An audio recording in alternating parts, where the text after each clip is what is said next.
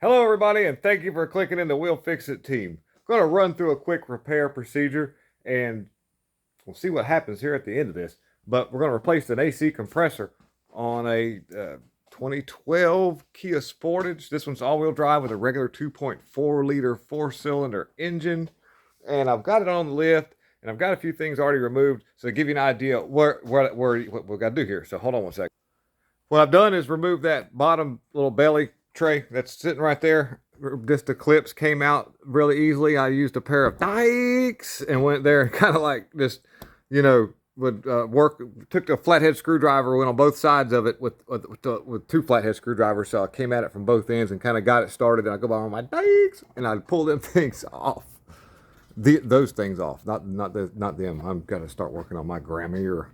And then got that out of the way, and then remove the little cover that goes right on the inside of the inner fender. Well, on this thing here, I was able to leave the wheel on because I have it on the lift. But if you're doing it in the yard, I would take the front wheel off. Now, the next big step we did is I just removed the serpentine belt. Remember, that's our fancy little tool that you can find on the Amazoning, and Jeff Bezos would love to have you buy it. And then on top of that, we got some AC lines that I'll remove. I've got to just take the two 12mm bolts out. Now, of course, yes, I've already discharged the system. And then I'm going to take the two bolts out at the bottom. And then I think there's a couple at the top that I'll get to. And I have to reach up in there with a little ratchet and a wrench and get those out. I don't even know how many is up there.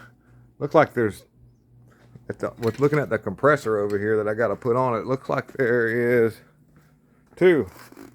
And it's got some kind of spacer here, so we need to mind that. We'll look at the other compressor and make sure it may be an optional item, just depending upon the way that the bracket. Well, this one's got them on it too. Okay, so anyhow, always observe stuff like that though, just for the record. And we're going to lay it up beside it and just make sure it matches up.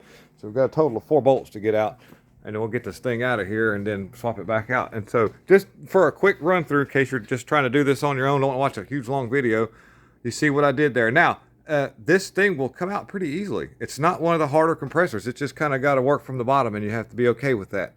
And then we'll use the fittings on the new compressor. Will have O-rings on them. I will put them on that hose. Have me some new O-rings. All right. Okay.